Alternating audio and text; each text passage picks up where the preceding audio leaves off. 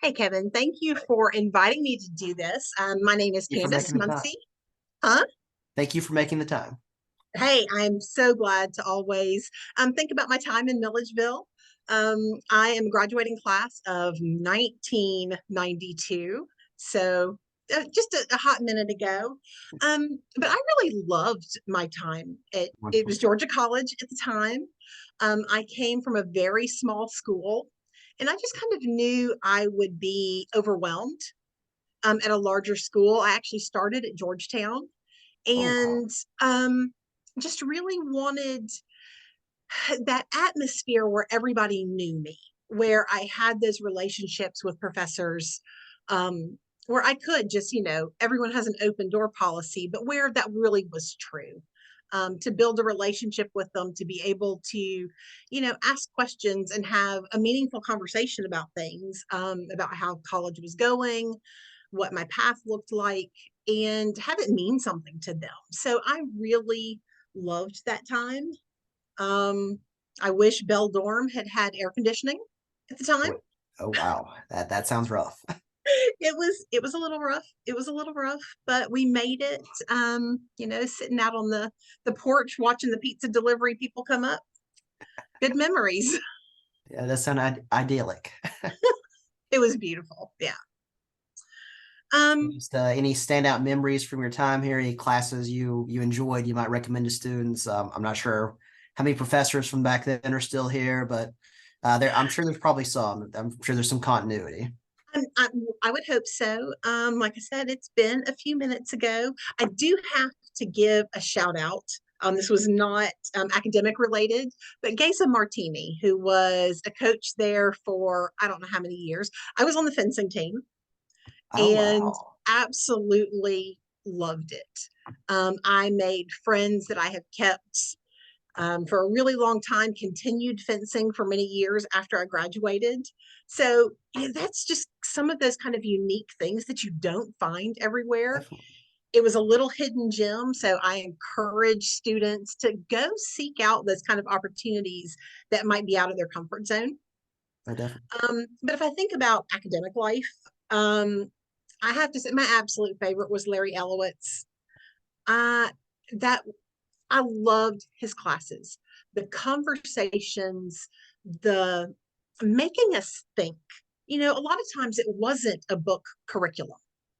Um, a lot of that was there, but the time I was there, such amazing things were going on in the world of politics. The Berlin Wall had come down, Oh, that's true. the Kuwait, the invasion of Kuwait. We had so many class members that were National Guard that were called to Kuwait, and they would send letters back to Dr. Elowitz, Oh and we would wow. discuss them in class, what they were seeing, what they were experiencing, what did glasnost and perestroika mean for the world, what were long-term effects. We even talked about a swing back to conservatism and when that might Oh happen. wow. So, really forward thinking, forward Oh, very. looking, um, and just making us think, Yeah. learn to think for ourselves, to look at a situation and know that there are different sides to it and you can't take anything at face value. And I don't remember if it was Dr. Elowitz or Mike Digby, but I think it was Mike Digby because he was my sponsor for an internship in journalism. And he Okay. told me, he said, be careful in journalism. He said, journalism is not about the news. Journalism is about selling advertising. And the more they can make you sit in front of the TV and watch what they're selling, that's when kind of indoctrination starts. Make sure you level all of your playing fields. Watch the right, watch the left, watch the middle of the road. Um, and get your sources from lots of places, but then use that critical thinking to make up your own mind about situations, things that are going on. Use common sense. Um, and so, that my time in the political science department was amazing. Now, I loved, English as well. Rob Vio, was a great guy. Jonathan Freed from Dark Shadows did a guest lecture in Shakespeare. Really? Yeah, it was Oh, wow. amazing. Absolutely amazing. Um, and Did like I not said, expect those Dark Shadows to come up during this. I know. But I think those are opportunities that you get at a small school that you wouldn't normally have at a UGA, at a Georgia Tech. It's just too much. Relationships that you build. If you're in a class with 600 people taking your poli sci 101, I guarantee you're not going to get as much out of that class as you do with maybe 50 people. So I loved that special attention. I loved feeling like a person and not a number. Professors saw you. They said hello to you in the hallways, out on the quad, whatever. It was really special to be a part of that.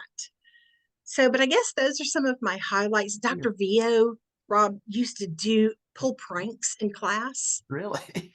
Oh my gosh, he would have us in stitches, and he would build it up over the entire class, and then he would blindside you with it. And That's it amazing. was, but he kept it interesting. You wanted to go to his class to see what was going to happen. So, Oh, wow. So, a real showman. yes, yes. Well, the English majors, they usually kind of have a little That's true. flair to them. Um, but one of the things that you asked when we were kind of communicating back and forth before is what my career looked like after Georgia College. And it's taken some very interesting turns. I start my first career.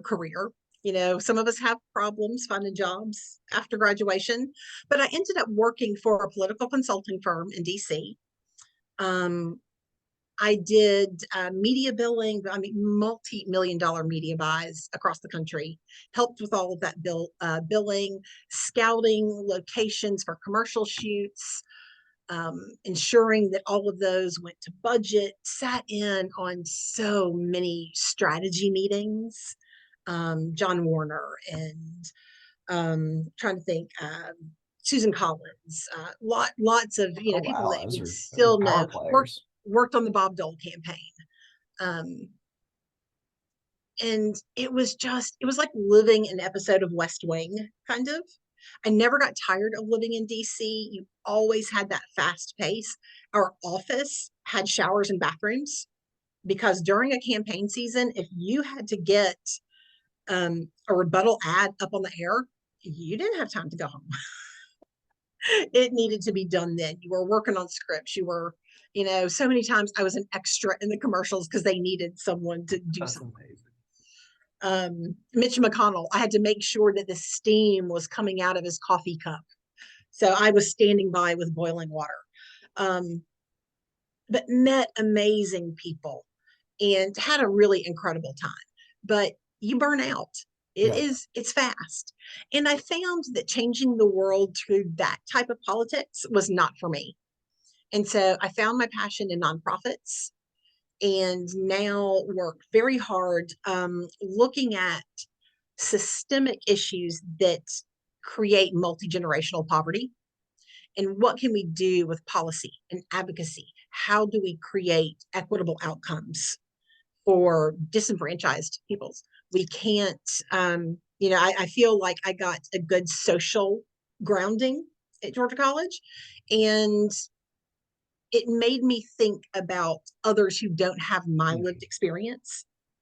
And being in a small town in Milledgeville, you have a lot of those experiences, and I've been able to carry those throughout my career. But I think I found a passion for advocacy, for staying in that realm of politics, but from a different angle, Mm-hmm.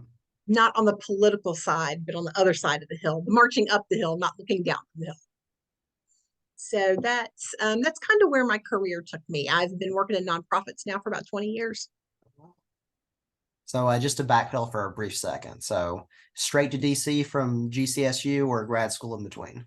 No, I did not go to grad school. I did do about a year and a half in Germany. I was Wow. teaching with the Department of Defense while I was looking for something field Mhm. related. I had really wanted to go into the Foreign Service, but there was a freeze, a hiring freeze at the Yes. time. And so kept kind of waiting and hoping that that was going to come up. But, things happen for a reason. Mhm. And I really feel like the path that I was on led me to my nonprofit work. Okay, so So, let's just briefly talk about kind of the nuts and bolts of what your day looks like in the nonprofit world. So nuts and I talk to bolts. students all the time, and it just goes right above their heads. They'll know like what you actually do in that career. Um, there are no 2 days that are the same. That's sure. Um, we may be out fundraising. You work for a nonprofit, Mhm. resource development is going to be a huge part of your time. I started out, I was 7 years in the nonprofit sector. In the campaign sector. And then I don't know if you've ever heard of 211, but it is a nationally recognized N11 number like 911, 411, that puts people in touch with community resources. So I built that from the ground up. It was not in our community. Did that for 9 years. And now I have moved into community impact. So looking at how are we moving the needle towards equity? What are our agencies and communities doing to, look downstream? What does that community look like? And so what do we need to do to get there? I manage the investment. So I worked for a United Way. So we raise a lot of money. We have partner agencies. So I manage the application process. So a lot of my days are either spent doing speaking engagements with various types of groups, civic groups, employer groups, or I am, up to my elbows in Excel spreadsheets. But I know at the end of the day, I'm not a boots on the ground. I am not at a domestic violence shelter taking in a woman. I am not, making sure a child reads on grade level. But because I am sitting at my spreadsheet, those agencies are able to operate. So at the end of the day, I'm doing my part to help those people. It's not just sitting in a spreadsheet, it's making a difference in the way that fits my tools. Okay, so just before we call today, any advice for current students? Any clubs or volunteer opportunities you remember from college here, or just any general advice for young people, currently doing their 4 years? Um, yeah, volunteer. Volunteer as a way to build your resume, to make contacts. If you're thinking you want to go into a certain field, maybe it's medical, maybe it's educational, go find a volunteer opportunity before you get your degree. Mhm. You may find out this is really not for me. I've got some real world experience now. Let me rethink some things. So get out, volunteer, find those little niche groups that just make your weird you. Embrace it, find people like you, find people different than you, learn from them, get off your phones, but just experience it. These are probably the best years of your life.